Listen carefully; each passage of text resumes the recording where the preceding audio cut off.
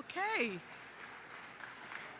This is, for some of you, this is your favorite part of the festival, our silent film, and we have the Alloy Orchestra.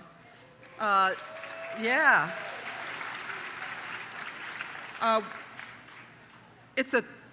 for those of you who are new to the festival, they're a three-man music ensemble out of Cambridge, Massachusetts.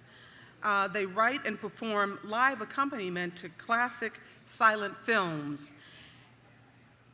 They work with an outrageous assemblage of peculiar objects. They thrash and grind, their words, not mine, thrash and grind soulful music from unlikely sources. And the Alloy Orchestra has helped revive some of the great masterpieces of the silent era, performing at prestigious film festivals and cultural centers, including the Telluride Film Festival, where we first saw them years ago, the Louvre, and the Academy of Motion Pictures, Arts and Sciences. Today is the debut of their new Son of the Sheik DVD, and we have it, you get it first. We have it available at the East Lobby. It's the first, just comes out today. So here at Ebertfest, it debuts. Will you please help me welcome Terry Donahue, Roger Miller, and Ken Winokur.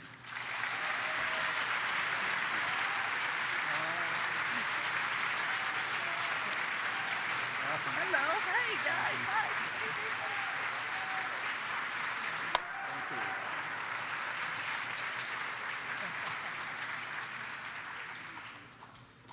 And they've assembled everything down there. Sometimes you get a chance to take a look. You know, that's the first time I think I've done that, but they've assembled all of their equipment down there in the orchestra pit, and some of you will get a chance to take a look when we, at the end of the movie. They're going to come back up, but I'd like for you to, do you want to stay while Michael introduces the film? Sure. Well, we'll have to get back downstairs. Okay, so what we're going to do is let them go so they can go to their equipment, and I'm going to bring, but let's give them another hand.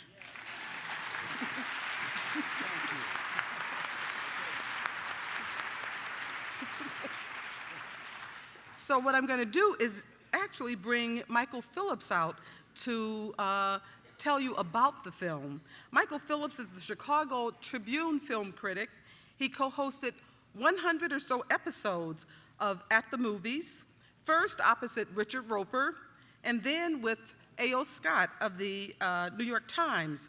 He served as theater critic of the Los Angeles Times, the San Diego Union Tribune, the Dallas Times Herald, and the St. Paul Pioneer Press.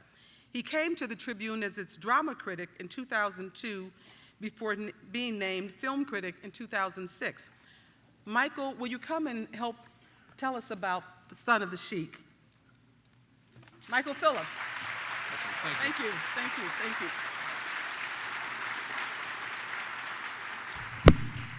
Hey, folks. It's great to be back here. Always good to be back here. And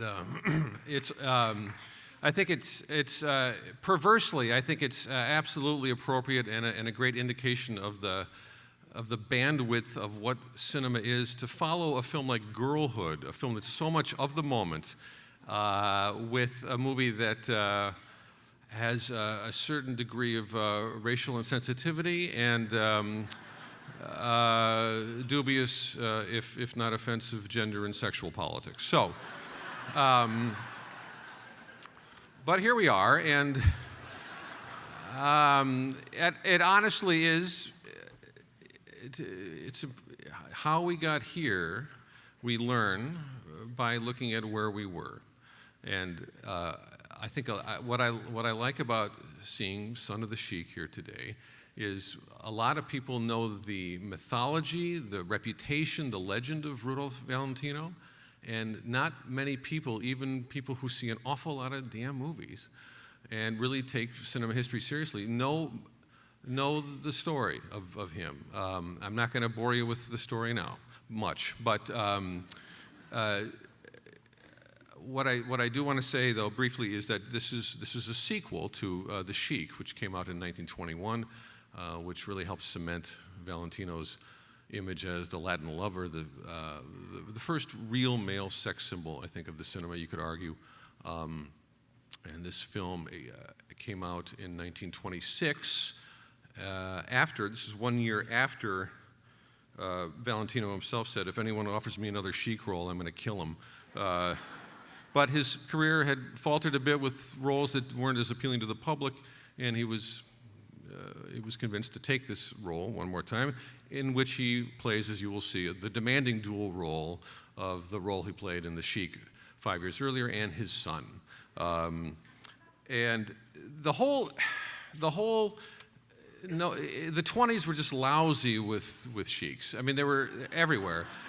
And it was partly because of this 1919 novel that was adapted for the screen in 21. And popular culture just seized on this. You name the song, but I mean, the one I always keep coming back to is The Sheik of Araby, right?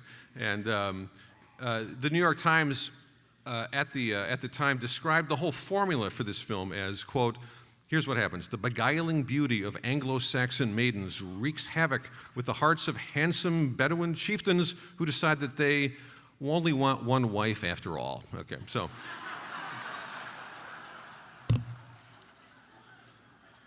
So, Daisy Fress on the sexual politics line, but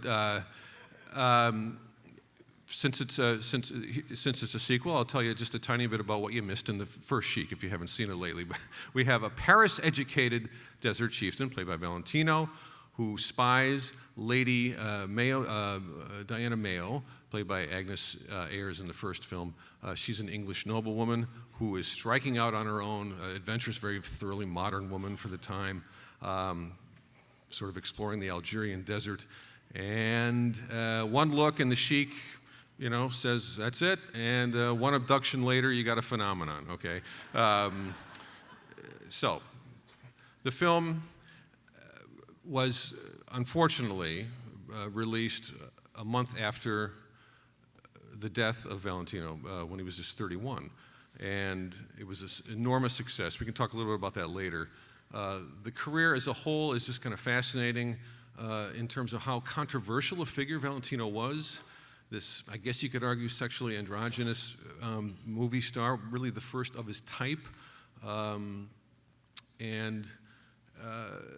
It's going to be really wonderful. I've never seen a Valentino film with an audience, and there's something, this more than anything is what makes me come back here as a civilian, even if I were just a civilian.